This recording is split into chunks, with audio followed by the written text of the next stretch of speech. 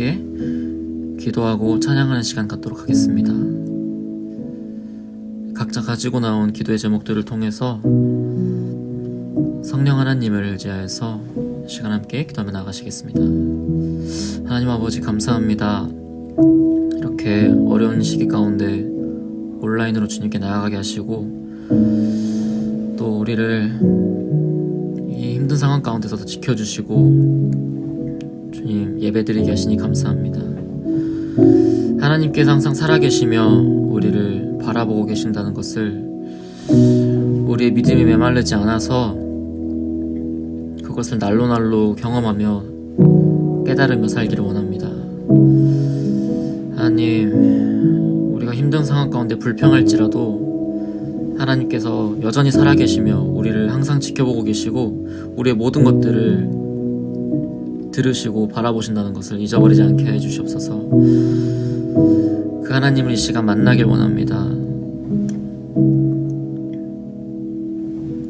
이 예배 시간 통해 우리를 만나주시고 홀로 영광 받아주시옵소서.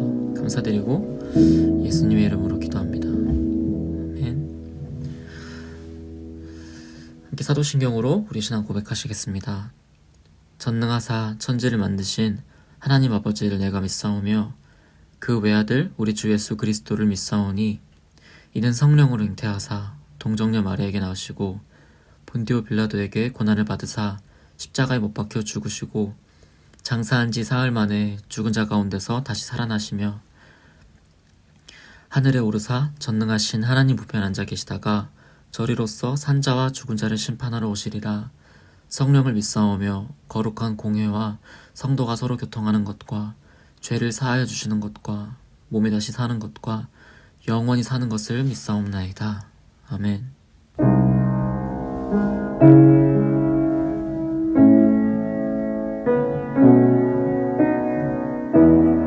내 아버지, 내 아버지 그 품 안에서 내 영혼은 안전합니다. 주 손길로 내 삶을 안으시니 그 평강이 나를 덮습니다. 내 아버지, 내 아버지 그 품 안에서 내 영혼은 안전합니다. 주 손길로 내 삶을 안으시니 그 평강이 나를 덮습니다. 나 비록 넘어지면 흔들리지만 주 내 안에 거하며 나를 붙드시니 내 생각을 주께로 돌리고 주시는 평강의 옷을 입습니다. 주의 약속 안에서 내 영혼 평안해. 내 뜻보다 크신 주님의 계획 나 신뢰해. 두려움 다 내려놓고 주님 난 의지해. 주 안에서 내 영혼 안전합니다. 다시 한 번 남아서 내 아버지 그 품 안에서 내 영혼은 안전합니다. 아멘. 주 손길로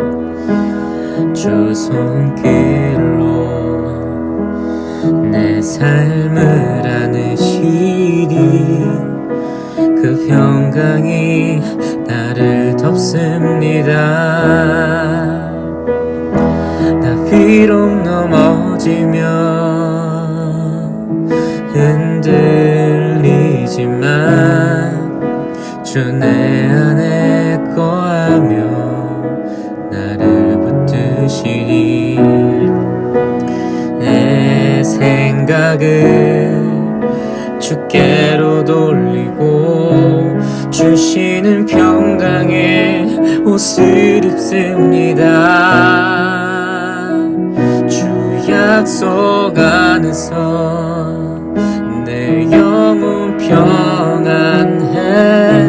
내 뜻보다 크신 주님의 계획 나 신뢰해. 두려움 다 내려놓고 주님만 의지해. 주 안에서 내 영혼 안전합니다. 주 약속 안에서 주 약속 안에서 내 영혼 평안해. 내 뜻보다 크신 주님의 계획 나 신뢰해. 두려움 다 내려놓고 주님만 의지해. 주 안에서 내 영혼 안전합니다. 주 약속 안에서 주 약속 안에서 내 영혼 평안해. 내 뜻보다 크신 주님의 계획 나 신뢰해. 두려움 다 내려놓고 주님만 의지해. 주 안에서 내 영혼 안전합니다. 넘쳐나네 넘쳐나네 넘쳐나네.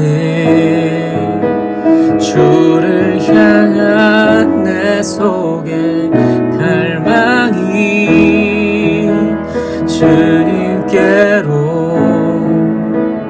날 이끌어 주소서. 주님을 더 원합니다. 넘쳐나네 넘쳐나네 넘쳐나네. 주를 향한 내 속에 갈망이 주님께로 날 이끌어 주소서. 주님을 더 원합니다. 넘쳐나네 넘쳐나네 넘쳐나네. 주를 향한 내 속에 갈망이 주님께로 날 이끌어 주소서.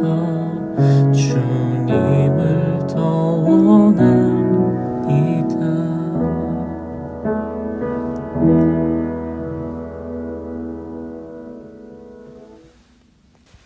우리를 대표해서 전장훈 형제님 기도해 주시겠습니다. 사랑의 하나님, 예배를 드리기 어려운 환경에도 비대면으로라도 예배를 드릴 수 있게 해주심에 감사합니다. 눈에 보이지 않는 바이러스 하나에 생명을 위협받을 만큼 저희는 하나님 없이는 살아갈 수 없는 연약한 존재임을 깨닫습니다. 최근 좋지 않는 사건들로 인해 믿지 않는 자들의 날카로운 언행들이 저희를 끊임없이 괴롭히고 있지만 그것들로 인해 눈치 보며 사는 것이 아닌 주님만 바라보며 살 수 있는 저희가 될 수 있게 도와주세요. 또한 하루빨리 상황을 회복시켜 주셔서 교회에 모여 함께 예배해 드릴 수 있도록 도와주세요. 어려운 상황 속에서도 교회를 위해 헌신하는 임여원들과 셀리더, 목사님, 부장목사님을 위해 기도합니다. 그들의 신앙이 높은 산처럼 흔들리지 않고 다른 이들의 모범이 될 수 있게 도와주세요. 이제 말씀을 듣습니다. 말씀을 들을 때 온전히 하나님 말씀에 집중하며 그 뜻을 헤아릴 수 있게 도와주세요. 예수님의 이름으로 기도합니다. 아멘. 아멘. 이 시간 선포되실 하나님 말씀은 구약성경 출애굽기 4장 1절부터 4절까지 말씀입니다. 출애굽기 4장 1절부터 4절까지 말씀입니다. 우리 함께 합독하도록 하겠습니다. 모세가 대답하여 이르되 그러나 그들이 나를 믿지 아니하며 내 말을 듣지 아니하고 이르기를 여호와께서 내게 나타나지 아니하셨다 하리이다. 여호와께서 그에게 이르시되 내 손에 있는 것이 무엇이냐? 그가 이르되 지팡이니이다. 여호와께서 이르시되 그것을 땅에 던지라 하시매 곧 땅에 던지니 그것이 뱀이 된지라. 모세가 뱀 앞에서 피하매 여호와께서 모세에게 이르시되 내 손을 내밀어 그 꼬리를 잡으라. 그가 손을 내밀어 그것을 잡으니 그의 손에서 지팡이가 된지라. 아멘. 네, 오늘은 이 손에 있는 그것으로라는 제목의 말씀으로 하나님 말씀을 증거하도록 하겠습니다. 오늘의 등장인물은 이 모세라는 사람입니다. 우리가 잘 알다시피 이 모세는 유명인 아닙니까? 그러나 이 성경의 주인공은 이 한낱 인간이 아니라 하나님이십니다. 이 하나님께서 하나님의 하나님 되심을 드러내 보이시기 위하여, 즉 하나님의 영광을 나타내시기 위하여 때때로 사람을 부르시고 그 사람을 통하여서 역사하시는 일들이 성경 여러 군데에서 발견되어집니다. 이 모세는 우리가 아는 것처럼 참 어떻게 보면 출생부터 태어날 때부터 조금 불쌍한 사람입니다. 하마터면 태어나자마자 죽을 뻔했던 그런 사람 아닙니까? 과거에 이 요셉이 애굽의 노예로 팔려왔다가 그곳에서 온갖 고생은 다 하고 하나님의 역사 가운데 그 나라의 총리로 세움을 받았습니다. 그래서 주변 민족들을 기근으로부터 그 당시 구원하지 않았습니까? 하나님의 하나님 되심을 요셉이 먼저 앞서서 삶으로 드러내 보였습니다. 애굽이라는 이방 나라도 이러한 요셉의 놀라운 일처리에 대해서 대단한 존경심을 가지고 있었고, 그는 명실상부하게 이 애굽의 2인자로 설 수가 있게 되었었습니다. 여기에는 요셉의 지혜로운 일처리하는 과정들도 원인이 되었지만 그 기이한 꿈에 대한 해석 등 도저히 사람의 능력으로는 해결을 할 수가 없는 그러한 일들, 즉 요셉의 이면 가운데 함께 하셨던 하나님, 그의 하나님에 대한 두려움이 함께 작용하게 되었습니다. 그래서 가장 천하다고 당시에 여겨졌던 직업인 이 목축업을 조상 대대로부터 행해왔던 요셉의 가족들, 즉 아브라함의 후손들이 이 야곱 일가가 요셉의 초청으로 애굽 땅에 방문했을 때 이 애굽 사람들은 두 가지 이유로 요셉의 가족들을 고센 땅에서 살 수 있도록 허락을 해 주었습니다. 그 중에 먼저는 이 천한 자들과 더불어 함께 살고 싶지 않아서 애굽의 가장 변두리 땅인 고센으로 이주시켰습니다. 그리고 또 하나는 그곳이 목축업을 하기에는 매우 적절한 환경적 요소를 가지고 있었기 때문에 요셉의 가족들, 이 이방인이지만 이 총리의 가족들이기 때문에 그들을 쫓아내지 않고 환대하기로 결정을 한 것입니다. 애굽 땅 가장 변두리 가운데 이 요셉의 가족들이 이주하고 그곳에서 오랜 시간 동안 거주하게 된 이 이유는 무엇입니까? 하나님께서 반드시 하나님이 예정하신 때에 이 가족들을 다시 애굽에서부터 빼내시겠다라는, 속히 그곳에서 나오도록 하시겠다고 하는 그러한 뜻이 여기에 미리 담겨져 있는 것입니다. 그러나 나라를 살린 이 구국 영웅도 세월이 지나가니까 애굽 사람으로부터 잊혀져 가기 시작합니다. 엄밀히 따지면 요셉이 죽고 나서 애굽에는 한 차례 큰 이 난이 일어나거든요. 원래 애굽의 왕조는 셈의 족속들이 이끌어가고 있었는데 외부의 침입을 받게 되었고 나라는 전복되어 함의 족속들이 그 나라를 차지하게 됐어요. 그래서 이 기존의 힉소스라고 하는 이 왕조의 역사가 이 끝이 나게 됐고 새로운 왕조가 들어서게 되는데, 이것에 대해서 성경은 요셉을 알지 못하는 새 왕이 일어나 애굽을 다스렸다라고 증거를 하고 있습니다. 그런데 새로운 왕은 요셉이 당연히 어떤 인물이었는지 전혀 알지 못했고 사실 관심도 없었습니다. 신경도 안 쓰고 있었는데 시간이 지나고 보니까 애굽의 형편들을 살펴보는데 저 변두리 땅인 이 고센 땅에 애굽 사람도 아니고 뭣도 아닌 이상한 집단들이 누구네 가족이네 어쩌네 하면서 살고 있는데 얼마나 번성을 하든지 그 새로운 왕이 생각할 때에는 이러다가는 저 녀석들이 이 애굽 나라 백성들보다도 훨씬 더 많아지겠다고. 우리가 힉소스 왕조를 쳐서 나라를 전복시켜서 왕권을 차지한 것처럼 저들이 나중에 우리를 칠까봐 두렵다라며 이때부터 이스라엘 백성들을 학대하고 괴롭히는 일들을 오랜 시간 가운데 시작하게 되었습니다. 뿐만 아니라 나중에는 인구수를 줄이는 이 한 방법으로서 어떤 일을 하였습니까? 잘 아시는 것처럼 여자아이면 살려주고 남자아이가 태어나면 반드시 나일강에 던져서 죽이라는 명령이었습니다. 그러면 시간이 가면 자연스럽게 이 민족이 흩어지고 사라질 것이라고 생각한 것이죠. 그러한 이 시대적 배경 가운데서 모세는 태어나게 됐습니다. 원래대로라면 모세는 남자로 태어났기 때문에 태어나자마자 비참하게 죽어야 했던 비운의 인물이었을 것입니다. 아마 모르면 몰라도 많은 남자아이들은 실제로 그렇게 태어나자마자 죽임을 당했을 것입니다. 누구로부터요? 그 부모로부터. 어떻게 부모가 자식을 그렇게 죽일 수가 있습니까? 라고 묻겠습니까? 왜 그렇죠?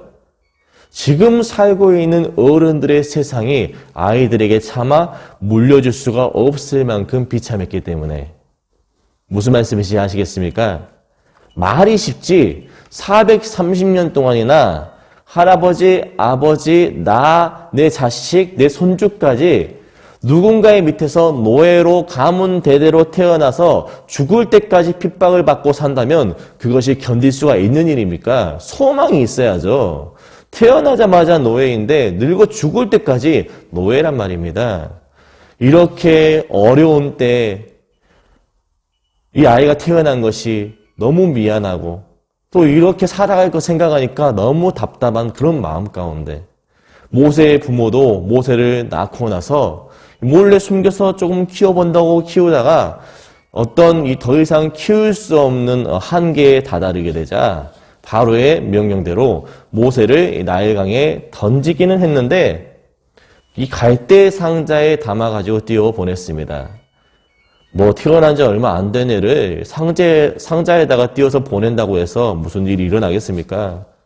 비통한 심정으로 아이에게 너무 미안한 마음으로 또 그 가운데 또 혹시라도 누구라도 좋으니 하나님의 은혜로 아이가 누군가한테 발견되었으면 정말로 죽지만 않으면 좋겠다라는 심정으로 모세의 부모는 이렇게 아이를 나일 강물가에다가 띄워 보냈습니다. 그런데 공교롭게도 모세는 애굽의 이 공주에게 발견이 되어 그의 양자로 입양을 받게 되죠.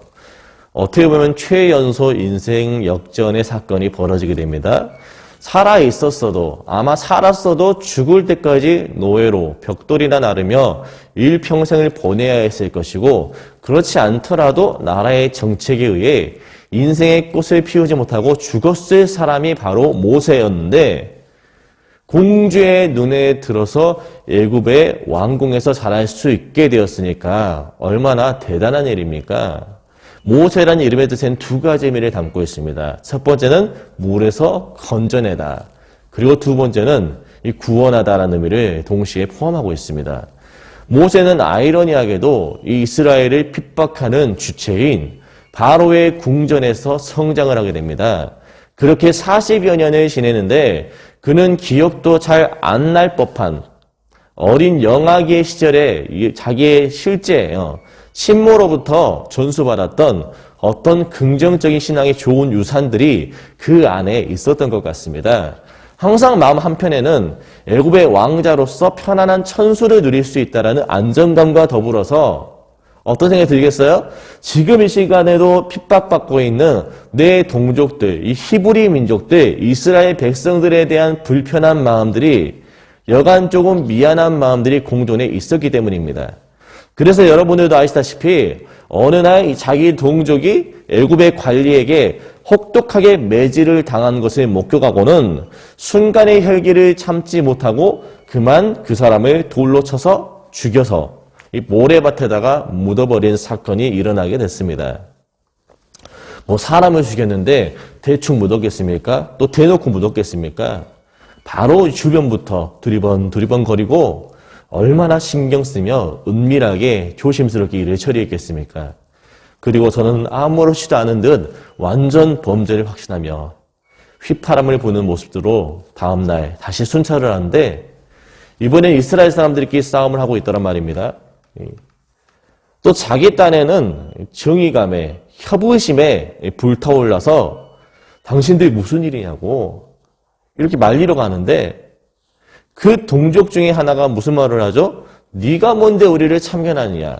네가 무슨 우리의 재판관이냐면서 어제처럼 우리도 죽이려고 하니까 모세는 가슴이 철렁했습니다. 참 그럴 수 있잖아요.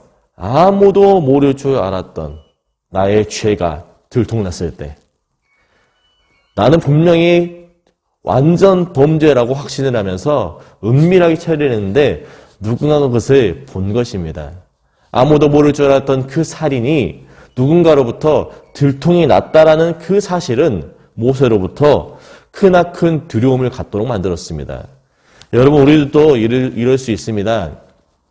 하나님 앞에서 여러 모양 또 여러 방법들로 범죄하고서 누군가 특별히 어떤 사람들로부터만 들키지 않는다면 안전하다라고 착각하는 것입니다. 불법을 자행하면서도 사람의 눈만, 사람의 귀만 가리면 될까요? 그렇지 않습니다. 이 무분별하고 부주의한 방역의 모습으로 코로나19의 이 사회 가운데서 지탄받는 오늘날 교회의 모습들을 보십시오. 기가 차고 말이 안 나오잖아요. 안 걸리면 그만 아니냐. 안 걸린 것이 하나님의 은혜다. 하나님이 우리를 과학적으로 지켜주신다. 말이 되는 소리입니까? 안 걸리고 안 들키면 법의 저촉을 받지 않기 때문에 우리는 불법을 저지른 것이 아니다라고 말하는 누군가의 말들이 과연 합리적이고 또 하나님 보시기에 정말로 믿음이 있는 고백의 말이라고 할 수가 있겠습니까? 그러면서 안 들키면 하나님의 은혜의 지속이고 들키면 믿음은 온데간데 없이 재수가 없다라고 말하는 것입니까? 세상의 소금과 빛이라고 말씀하셨던 우리 예수님, 그리고 그 예수님께서 엄히 경고하신 대로 오늘날의 교회는 철저하게 세상으로부터 짓밟힘을 당하고 있습니다. 마태복음 5장 13절에서 이렇게 말씀하잖아요. 너희는 세상의 소금이니 소금이 만일 그 맛을 잃으면 무엇으로 짜게 하리요? 후에는 아무 쓸데없어 다만 밖에 버려져 사람에게 밟힐 뿐이니라. 아멘. 사랑하는 우리 청년 여러분, 성도가 성도답지 못하고 교회가 교회답지 못하면 반드시 밟히게 되어 있습니다. 이것이 하나님의 뜻입니다. 세상은 우리를 향해 냉담한 시선으로 오늘 또 쏘아붙입니다. 교회가 또 저럴 줄 알았다고. 예수 믿는 것들이 그러면 그렇지. 우리는 우리의 범죄함들에 대해서, 우리의 민낯들에 대해서 가슴 아파해야 합니다. 우리 주님은 우리더러 그렇게 살라고 가르치신 적이 없는데 우리는 경건의 모양만 갖추는데 급급한 나머지 세상 속에서 하나님의 영광을 요셉과 같이 드러내 보이지 못하고 되려 이 사람을 죽이고도 은폐하고 발각되어서 어쩔 줄 몰라 하는 이런 하나님의 영광을 가리는 모세와 같은 모습으로 지금 우리는 서 있는지도 모르겠습니다. 모세를 보십시오. 자기의 죄를 자백하지 않아도 시인하지 않아도 결국 어떻게 되는 거예요? 세상 가운데 드러나게 되는 것입니다. 하나님께서 들추어내신 것입니다. 누가 그 이야기를 요셉이 사람을 죽였습니다. 이집트의 왕자가, 애굽의 왕자가 애굽 백성을 죽였습니다라고 이러한 이야기를 밀고 했는지 윗선에다가 일러 바쳤는지는 알지 못하겠지만 그 이야기는 벌써 어느새 애굽의 왕 바로에게까지 들어가게 됐습니다. 바로가 무슨 말을 했을까요? 성경은 명확하게 기록하고 있지 않지만 분명히 이렇게 말했을 것입니다. 내 저놈 저럴 줄 알았다고. 하여튼 근본 없는 히브리족 속의 자식을 우리 왕궁의 양자로 드릴 때부터 나는 마음에 안 들었다고. 저 녀석을 당장 잡아서 죽여라. 여러분, 교회는 세상과 구별되어져야 하지만 마치 모세가 세상을 대표하는 애굽의 궁정에서 애굽의 사람으로 살아간 것처럼 우리는 세상 속에서 그들과 함께 더불어 살아가지만 그곳에서도 하나님의 말씀을 따라 믿음의 선한 영향력을 세상에 흘려보낼 수 있는 그러한 자들로 바로 서야 될 줄로 믿습니다. 모세는 그렇게 하루아침에 애굽의 왕자에서 지명수배범으로 살인자가 되었습니다. 그리고 그는 이제 앞으로의 40년 동안 혹독한 광야 생활을 보내야만 합니다. 모세가 자기 스스로 내가 하나님 앞에 그리고 사람들 앞에 내 감정을 앞세워서 의협심으로 포장된 분노와 혈기와 죄성으로 점철되어져 버린 살인의 이 죄악을 한낱 실수와 사고 정도로 치부하며 살아왔었구나라고 인정되어질 때까지 하나님께서는 모세를 미디안 광야 가운데서 힘을 빼신 것입니다. 방황하도록 만드셨습니다. 여러분, 우리도 살아가면서 저지를 수 있는 여러 가지 범죄가 있습니다. 그러나 대다수의 사람들은 참 들켜야지, 발각되어져야지 그때부터 범죄가 된다고 생각을 합니다. 그러나 어떤 행동을 취했고 그 행동이 들통나야만 범죄일까요? 그렇지 않습니다. 성경 우리에게 더욱더 많은 것을 요구합니다. 음욕을 품기만 해도 그것은 죄다. 탐심도 죄다라고 행동하지 않고 마음속으로 이렇게 하고 싶은데라고 내 마음의 생각과 내 의지 자체를 죄로 여기는 것입니다. 그래서 사람들 앞에서는 친절한 척, 아무렇지 않은 척, 성결한 척하고 살면서도 하나님 앞에서는 얼마든지 들추어지는 죄의 사례들이 우리에게는 매일의 삶 가운데 너무나도 많다라는 것입니다. 그러나 수많은 크리스찬들이 어떻게 살아가고 있습니까? 많은 편법들로 법의 망을 피해가거나 또 은밀하게 불법을 자행하면서 법적으로 문제가 되지 않는다면 또 혹은 걸리지만 않는다면 이라는 생각을 가지고서 이웃을 속이고 스스로를 속이는 일들이 우리의 일상 가운데 비일비재한 것입니다. 솔직히 말해가지고 안 들켜서 안 걸려서일 뿐이지 우리 안에 우리의 그 얼마나 죄의 잔재들이 가득한지 우리 스스로가 너무나 더 잘 알지 않습니까? 신분과 소속은 예수 그리스도를 구주로 영접하고 하나님의 자녀가 되었지만 우리는 여전히 일평생을 주님과 함께 더불어 이 죄와 더불어 싸워야만 합니다. 얼마나 싸워야 한다고 성경은 말씀하냐면 이 히브리서 12장 4절 말씀해 보시면 이렇게 말씀을 합니다. 너희가 죄와 싸우되 아직 피 흘리기까지는 대항하지 않았다 라고 말씀하죠. 죄가 너를 원하라. 너는 그 죄를 다스리라고 성경은 또 말씀합니다. 우리는 죄의 유혹들 앞에서 끊임없이 싸워야만 합니다. 피 흘리기까지 정말로 찢어지고 깨지고 그것을 거부하며 밀어내며 그 가운데 생겨나는 여러 가지 인생의 생채기들과 때론 깊은 상처들을 경험해 보아야지만이 그것이 예수 그리스도를 쫓는 제자도의 길이며 우리 안에 담겨져 있는 그리스도의 흔적이 아니겠습니까? 십자가를 내가 지고 주를 따라 가오리라. 그런 고백이 거창하면 얼마나 더 거창합니까? 우리가 뭘로 주님을 쫓아가는데요?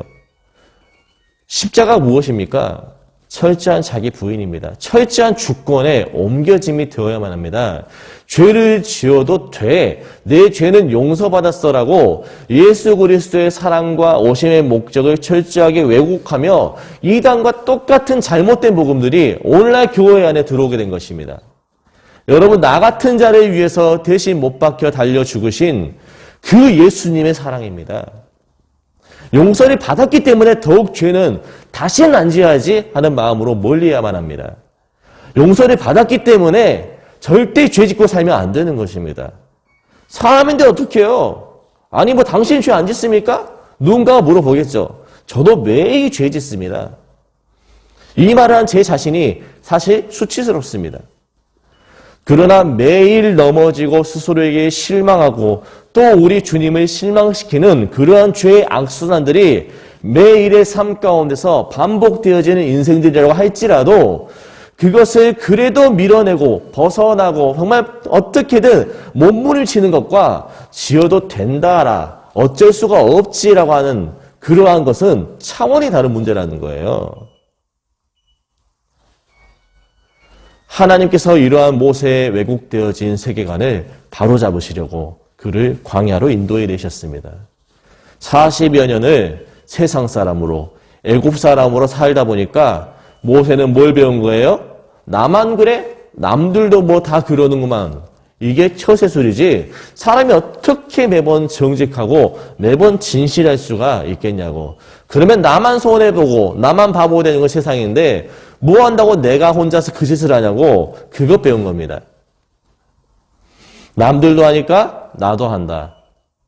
그러나 세상 모두가 한다고 해도 뭐 간통죄가 폐지되고 동성애가 왕왕히 성행하며 더 이상 그러한 것이 법적으로 죄가 아니다라고 말한 시대적 흐름 속에서도 절대로 바꾸어서는 안 되는 소중한 가치가 있습니다.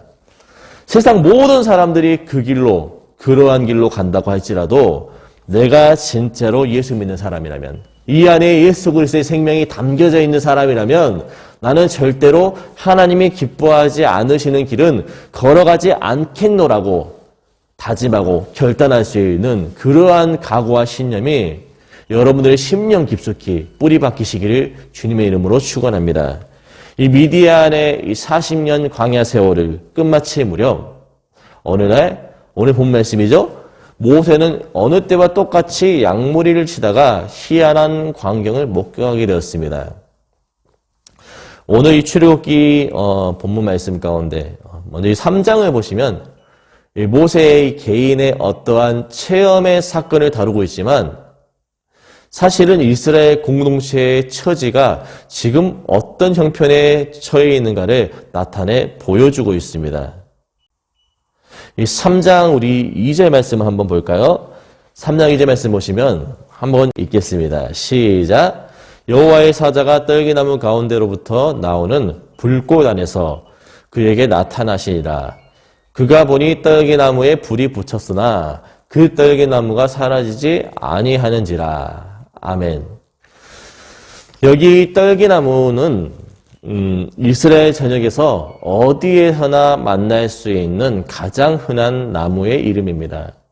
동네방네 흔하게 잡초와 같이 흩뿌려져 있는 나무가 이 떨기나무입니다. 모세가 대단한 나무를 본 것이 아닙니다. 되려 별 볼 일 없이 보이지만 이스라엘 전역 가운데 어디를 가나 볼 수 있는 흔한 나무로서 이것은 이스라엘 전역 가운데서 이 믿음의 공동체들, 하나님의 백성들 한 사람 한 사람들을 의미하는 것입니다. 그런데 지금 여기에 뭐가 붙어 있습니까? 성경을 보니까 떨기나무 가운데 불이 붙어 있거든요. 불이 붙었다라는 것은 그들이 지금 극심한 역사의 어떤 풀무불에 던져져서 고통과 고난을 겪고 있는 모습들이 지금 떨기나무 가운데 불이 붙어있는 모습으로 이 그림으로 보여주신 것입니다. 바로 전장의 이 출애굽기 2장 23절 말씀 보시면 바로 그 모습이 지금 이러한 그림이거든요. 어떤 말씀입니까? 여러 해 후에 애굽 왕은 죽었고 이스라엘 자손은 고된 노동으로 말미암아 탄식하며 부르짖으니 그 고된 노동으로 말미암아 부르짖는 소리가 하나님께 상달된지라. 아멘. 이 모양새들이 떨기나무가 불타고 있는 모습으로 지금 모세의 눈앞에 하나님께서 비추어 주신 것입니다. 왜 그렇습니까? 그 부르짖는 소리가 하나님께 상대되어졌기 때문에 사람의 편에서는 기도에 응답이지만 하나님께서는 하나님의 섭리 가운데 때가 참에 당신의 일을 이루신 것입니다. 그리고 그 이루심의 역사의 출발점을 지금 모세를 통하여서 글을 들어 사용하시고자 모세를 소명하여 부르시는 장면입니다. 하나님께서는 그 구원의 역사를 이루시기 위하여 쓰시고자 하시는 도구가 하나님의 계획 속에서 이미 모세로 확정되어져 있기 때문에 그렇습니다.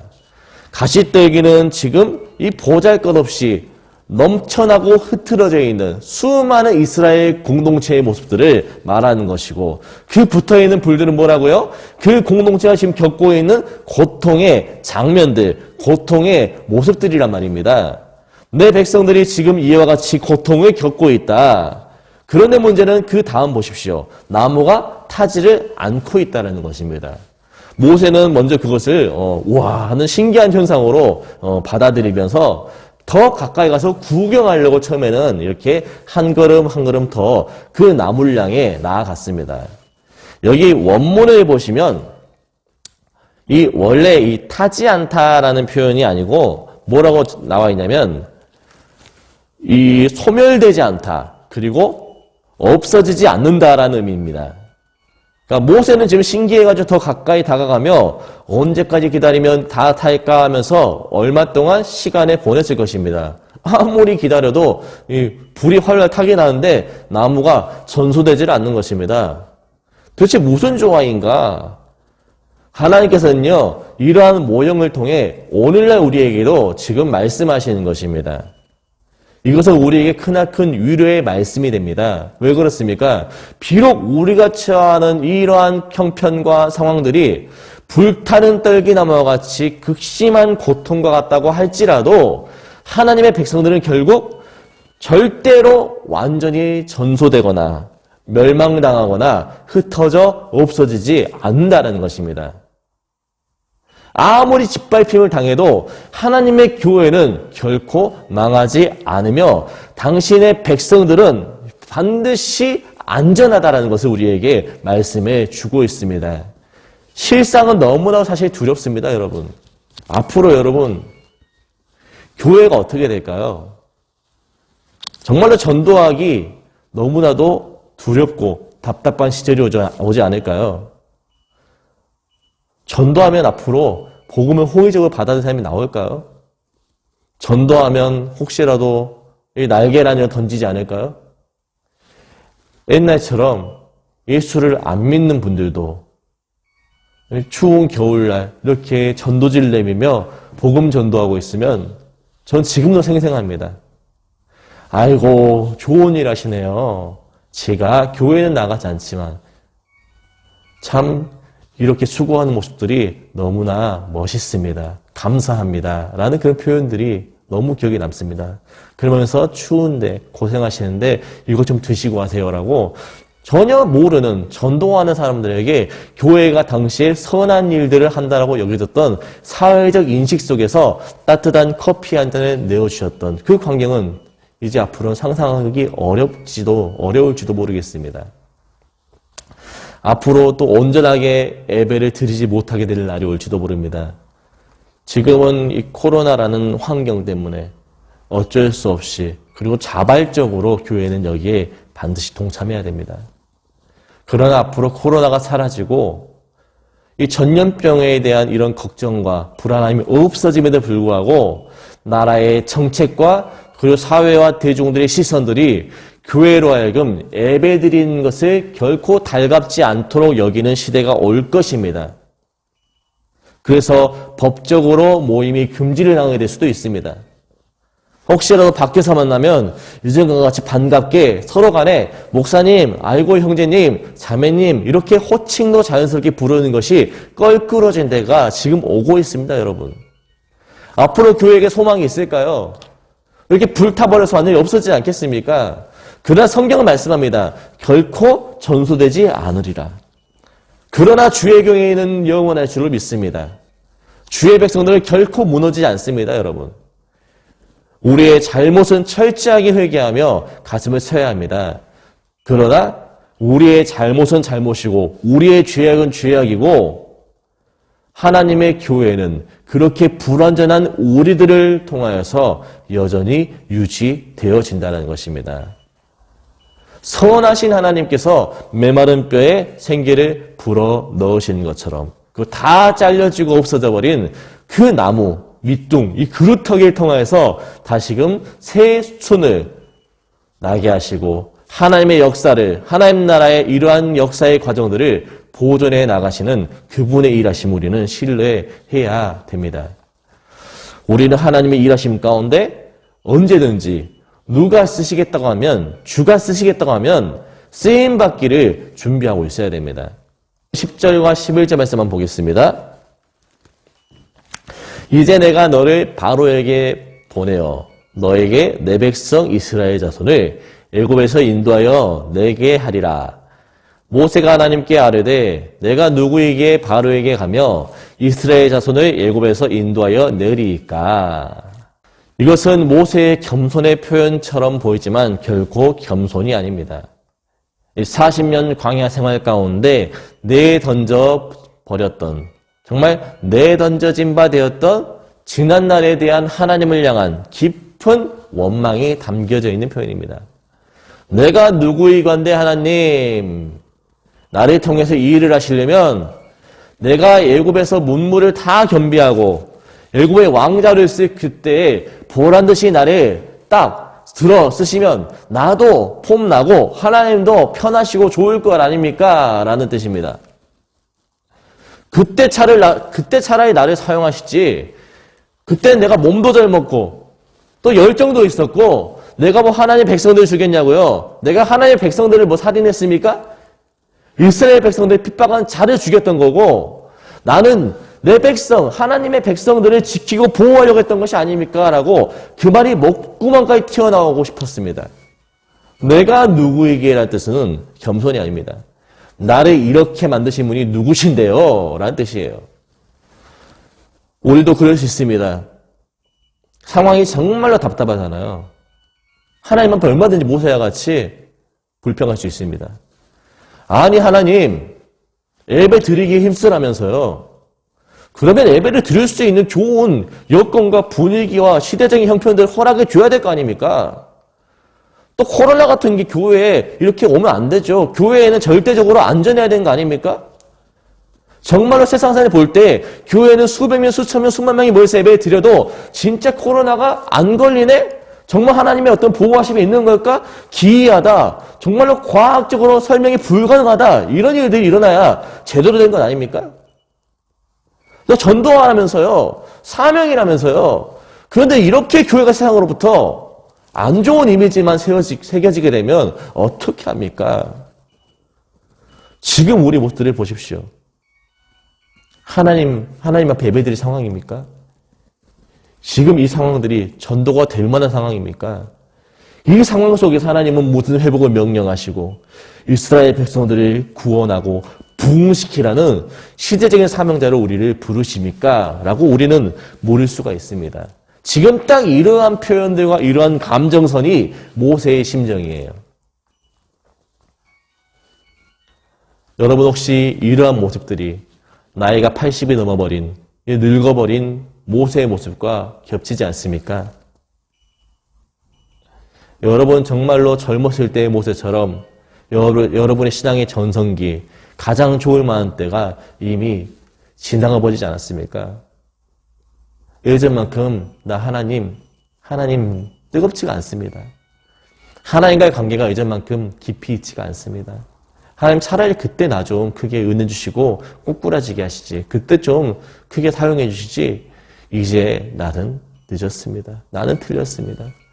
스스로 교회가 방향을 잃어버리고 힘을 잃어버리고 그저 누군가의 탓만 하면서 자멸해가고 있는 분위기 속에서 우리는 무엇 생각이 됩니까? 여러분 한국 교회가 폭발적으로 부흥할 때가 분명히 있었습니다. 그러나 명심하셔야 돼요. 그 부흥의 원인과 배경은 규모가 아니었습니다. 극심한 전쟁이었습니다. 외세의 압박이었습니다. 가난이었습니다. 차별과 고통 속에서 신앙을 지키는 소수의 믿음의 성도들의 눈물이었습니다. 끝까지 주님께서 역전시킬 것이다. 주님께서 회복하실 것이다 라는 이러한 기대와 소망을 저버리지 않고 주님의 일하심을 바라보았던 자들의 결과입니다. 우리가 착각하면 안 됩니다. 한국교회가 힘이 있어서 부흥한 게 아니에요. 한국교회가 덩치가 거대해졌기 때문에 부흥한 것이 절대로 아닙니다.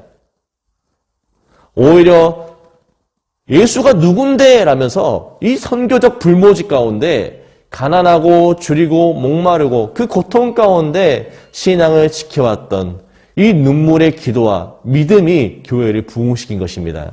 엄밀히 따지면 사람이 교회를 부흥시킨 게 아니고 그러한 교회와 성도들에게 하나님께서 부흥을 주신 것입니다, 여러분. 부흥을 우리가 시킨 것이 아닙니다. 우리 하나님 앞에 쓰임을 받기로 이렇게 부르심의 은혜 가운데 감격하여 시대, 형편, 상황 관계없이 그저 전심으로 주님을 찾고 또 찾으면 되는 것입니다. 그런데 오늘날 우리들의 모습들은 어떻습니까? 어쩌면 늙어버린 모세와 같이 부흥에 될 만한 요소가 우리에게는 부족하다라고 말하고 있습니다. 재정이 부족해서, 프로그램이 약해서, 동역자들이 적어서, 사회적으로 교회가 환대받지 못하기 때문에 라고 이야기합니다. 그러나 그렇지 않습니다. 사라져버린 부흥의 요소는 사회적인 분위기가 아닙니다. 돈도 아닙니다. 사람도 아닙니다. 믿음입니다. 모세는 이 현실적인 문제 앞에서 자신의 신체적인 노쇠함들, 볼품없는 다 망해버린 사회적 지위를 앞세우며 나는 이렇게 볼품없기 때문에 못한다라고, 늦었다라고, 다 틀렸다라고 이야기할 그때에 하나님께서는 그러한 모세에게 말씀하십니다. 그리고 질문하십니다. 우리 오늘 본문 4장 2절 말씀 한번 같이 한번 읽겠습니다. 시작. 여호와께서 그에게 이르시되 내 손에 있는 것이 무엇이냐? 그가 이르되 지팡이니이다. 아멘. 내 손에 있는 것이 무엇이냐? 모세의 손에 뭐가 지금 들려 있었습니까? 그 지팡이입니다. 이 지팡이는 연약한 모세를 지탱해주는 마지막 끈과도 같은 것입니다. 모세의 여정 가운데 늘 함께 했을 아주 가까운 물건입니다. 지팡이를 의지하며 노구의 몸을 이끌고 걸음을 떼고 또 떼었을 것입니다. 뭐 지팡이가 어디 좋은 브랜드 것도 아닐 것이고 그냥 흔한 죽어있는 나무의 가지를 꺾어다가 취해서 대충 집어든 그런 물건이었을 것입니다. 네 손에 있는 것이 무엇이냐? 지팡이입니다. 하나님께서 말씀하시죠. 그것을 땅에다가 던지래요. 던졌더니 뭐가 되는 것입니까? 뱀이 되거든요. 3절 말씀입니다. 여호와께서 이르시되 그것을 땅에 던지라 하심에 곧 땅에 던지니 그것이 뱀이 된지라. 모세가 뱀 앞에서 피하매.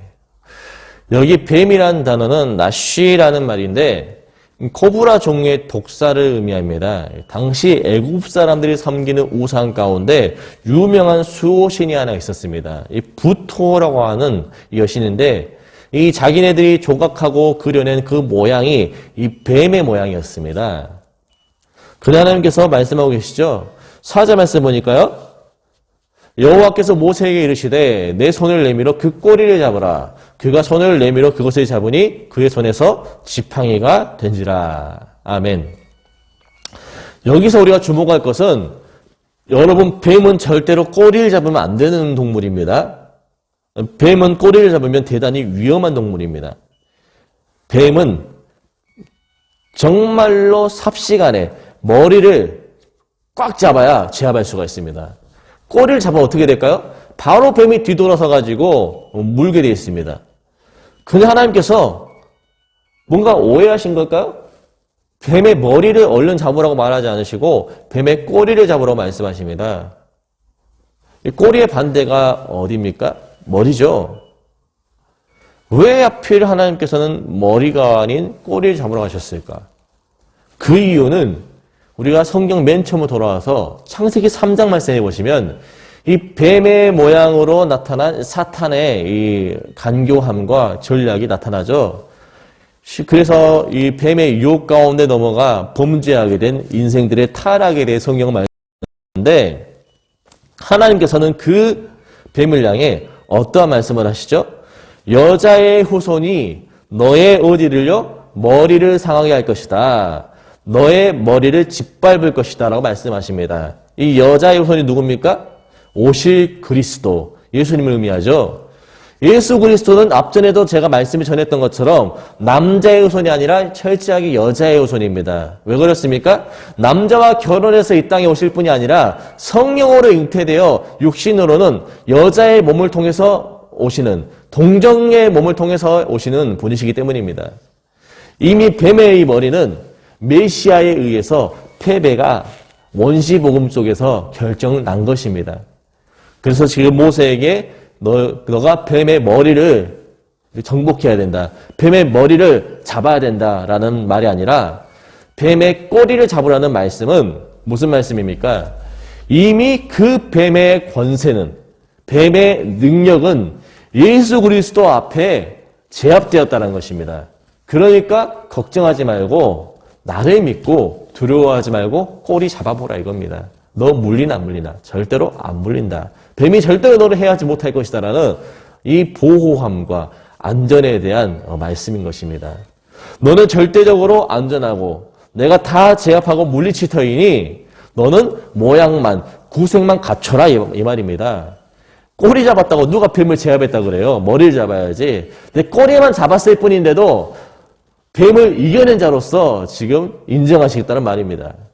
이스라엘 전쟁 역사가 마찬가지죠. 언약궤를 들고서 그냥 앞으로 나가기만 해라. 순종만 해라. 총칼이 필요가 없습니다. 이스라엘 역사의 다수의 전쟁은요, 순종의 싸움이었습니다. 하나님의 전쟁입니다. 모세도 그래서 애굽의 군대로부터 쫓김을 받을 때 수많은 이스라엘 백성들 앞에서 불안함과 두려움과 절망과 공포와 이 불평 속에서 이렇게 울부짖는 이스라엘 백성들 앞에 뭐라고 외칩니까? 이 지팡이를 들고서 뱀의 꼬리와 같은 자기의 모습들을 하나님 앞에 내어놓으면서 홍해 앞에서 담대하게 외칩니다. 출애굽기 14장 13절 말씀입니다. 모세가 백성에게 이르되 너희는 두려워하지 말고 가만히 서서 여호와께서 오늘 너희를 위하여 행하시는 구원을 보라.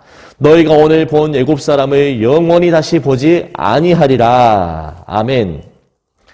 하나님의 구원 역사 가운데, 하나님의 이 전쟁 가운데 목격자로, 증인으로서 구경만, 참여만 하라는 것입니다. 하나님이 어떻게 세계 열방을 다스리시는 참된 주인이신가를, 어떻게 다시 교회를 회복해 하시는가를, 우리의 왕이 되시는가를 우리는 바라보고 기대하고 기도하라는 것입니다. 그것이 바로 어느 곳에 있든지 모이나 흩어지나 애굽에서 종살이하는 형편에 있다 할지라도 주의 이름 모이는 그곳에서 우리는, 그것이 오프라인이든 온라인이든 관계없이 우리는 하나님을 예배하는 예배자로서 또 예배의 자리로서 승리해야만 하는 것입니다. 삶 가운데서 교회가 다 문 닫아야 된다고, 예수 믿는 것들은 다 없어져야 된다고 말하는 그러한 시대 속에서 여러분들은 어떻게 사십니까? 전 그렇습니다. 그럼에도 불구하고 우리가 세상 가운데서 안 좋은 소리를 듣는다 할지라도 죄송합니다. 그러나 우리가 잘못 산 것은 잘못 산 것이지만 나는 그리스도인입니다. 나는 하나님을 향한 믿음을 포기할 수가 없습니다. 여러분의 신앙이 부끄럽지 않으시길 주의 이름으로 축원합니다. 볼품없는 작은 연필도 훌륭한 작가의 손에 붙들리면 위대한 작품을 그려내는 훌륭한 도구가 되는 거예요. 우리에게 있는 이 형편들, 이 상황들이 죽어있는 나뭇가지를 꺾어서 만들어낸 모세의 지팡이와 같이 초라하고 볼품없지만 하나님 앞에 그것을 내어놓고 하나님 앞에 맡기고 주님 앞에 나아갑시다. 내가 너를 지명하여 불렀으니 너는 내 것이다. 내가 너를 들어쓰겠다고 말씀하시는 주의 말씀 앞에 반응하시기를 주의 이름으로 축원합니다. 이 시간에도 우리에게 말씀하신 주의 음성을 마음에 새기고 반응할 수 있는 사랑하는 우리 모든 대학 청년부 지체들이 되시기를 주의 이름으로 간절히 축원합니다. 기도하겠습니다. 우리 하나님 아버지, 주님의 그 신뢰와 사랑을 감사합니다. 상황과 형편이 최악이라 말할 만큼 어려운 그런 오늘의 교회들과 또 우리의 생업들과 삶의 문제들 앞에서도 그것마저 주님의 크신 은혜와 사랑이라며 감사를 고백할 수 있는 믿음을 날마다 더하여 주옵소서. 자꾸 나는 안 된다고, 나는 실패했다고, 한국교회는 틀렸다고, 이제는 교회는 끝장났다라고 말하는 그런 시대적인 메시지 앞에 우리가 주저앉거나 익숙해지지 않게 하시고 여전히 믿음을 지키고 또 지킬 수 있는 살아있는 그리스도의 좋은 군사들이 될 수 있도록 성령으로 충만하게 기름 부어 주옵소서. 하나님, 그래서 정말로 할 수 있다 하신 이는 나의 능력 주 하나님이라고 고백하였던 우리 지난 날들의 열정과 그 눈물과 줄령한 첫사랑들이 오늘 예배 시간을 통해서 하나님 회복되기를 간절히 소망하오니 아버지 하나님 주여 인도하여 주옵소서. 우리 사랑하는 청년들 삶 가운데서 하나님 동행하기를 원합니다. 하나님 정말 주의 은혜가 정말 어느 곳에 있든지 간에 함께 하시기를 원합니다. 항상 더 진실하게 하시고 성결하게 하시고 주님 보시기에 주님을 쓰시기에 합당한 성결한 그릇되는 믿음의 질그릇들로 주여 사용하여 주옵소서. 우리 모든 삶의 중심들 가운데 주님 함께하여 주옵시고 대학생 가운데 특별히 있는 청년들 하나님 축복하기를 원합니다. 새로 입학하는 우리 신입생들과 또 재학생 우리 학청년들 가운데 온라인으로 수업을 하거나 또 그런 중에 처할지라도 하나님 마음이 흩어지지 않게 하시고 배우는 모든 과정들 가운데 하나님 지혜를 부어주시기를 원합니다. 미래의 모든 소망과 또 일들을 하나님께서 밝히 열어 주옵소서. 취업을 준비한 청년들이 있습니다. 하나님 믿음의 자녀들입니다. 돌아가는 것처럼 보일지라도 반드시 바른 길로 인도하시고 하나님 쓰시기에 부족함이 없는 주의 권속들이 될 수 있도록 은혜와 복을 내려 주옵소서. 생업 가운데 뛰어든 청년들 하나님 혹시라도 물질 어려움 당한 일이 없도록 다들 어렵지만 하나님 이러한 형편들 때문에 우리의 믿음의 진지함들이 조금이라도 타협당하지 않도록 주여 정말로 주의 안에 붙들어 주옵소서. 하나님의 놀라운 살아계심의 역사가 고난의 과정 중에 있는 우리 모두에게 정말 가득하게 충만하기를 간절히 바라옵고 원하오며 우리의 구원자가 되시는 예수님 이름으로 기도드리옵나이다. 아멘. 축도하겠습니다.